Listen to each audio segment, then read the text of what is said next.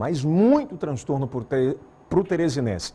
E nós vamos conversar agora com o climatologista, o homem do tempo, né, o professor Everton Costa, para falarmos sobre as fortes chuvas que aconteceram durante o final de semana. E o que chama a atenção, professor, é que é o 4º mês seguido com fortes chuvas, né? E a gente tem que entender mais sobre esse assunto, até para saber como será essa semana, né, de março agora. Bom dia, homem do tempo! Bom dia, Eldson. Bom dia a toda a sua prestigiada audiência do Bom Dia MN. Né? Nós estamos no mês pico da estação chuvosa, que é o mês de março, em que pese, né, meu querido, a condição irregular de nossa estação. Alguns municípios receberam um plus de umidade, mais chuva, outros ficaram em déficit. Mas o que tem caracterizado essa estação são justamente esses episódios repentinos, episódios de chuva mais intensa, mais localizada. Teresina cravou aí 77,4 milímetros, que é uma chuva bem volumosa, e destes 60 milímetros em apenas uma hora. Por isso que a gente vê essa condição na cidade, né? Quando a gente tem uma quantidade muito grande de chuva num curto intervalo de tempo, é praticamente impossível a gente não presenciar essas cenas de escoamento superficial bastante volumosa. Lembrando, inclusive, isso é bom a gente pontuar com o telespectador, professor, e me corrija se eu estiver errado, né? Há um tempo atrás, alguns anos, vamos dizer assim, Teresina cada vez mais vem sendo asfaltada, né?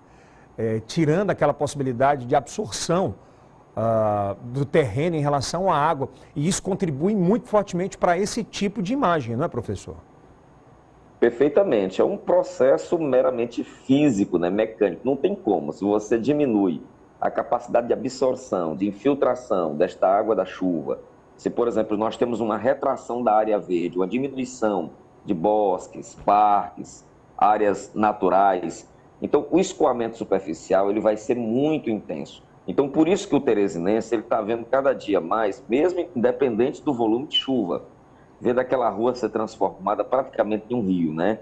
Em função dessa condição nova da cidade, desse espraiamento horizontal, a cidade cresceu muito. Teresina é uma cidade muito cara nesse aspecto, porque se a gente não avançar no sistema de drenagem, sistema de galeria, para diminuir essa tensão, a gente vai presenciar sempre esses episódios que ganham a impressão de uma enxurrada, pela velocidade e pelo volume que se apresenta. Professor, pela sua experiência, Teresina, basta chover quantos milímetros para a gente ver situações como essas?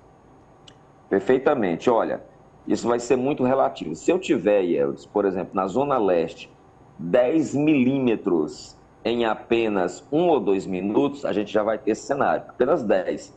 Porém, chuvas de 50 milímetros na capital, independente do intervalo de tempo, já provocam um certo transtorno. Porque nós temos aquelas áreas que são áreas de estrangulamento, áreas tradicionalmente de alagamento.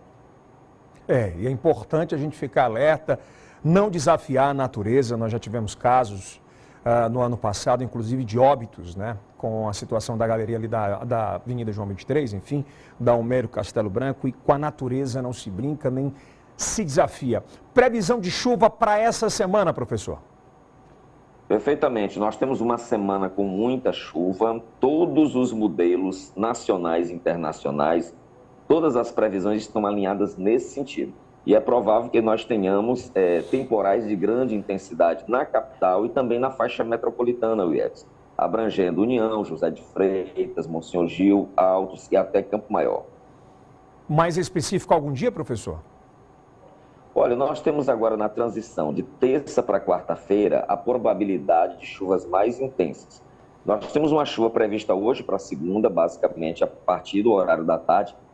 Nas 3 horas as nuvens já estão amadurecidas e podem provocar algum tipo de chuva mais intensa. Professor, o homem do tempo, muitíssimo obrigado mais uma vez pela participação, os mais de 1 milhão de amigos. E aqui a casa é sua, tá bom? Um forte abraço, que nós temos um encerramento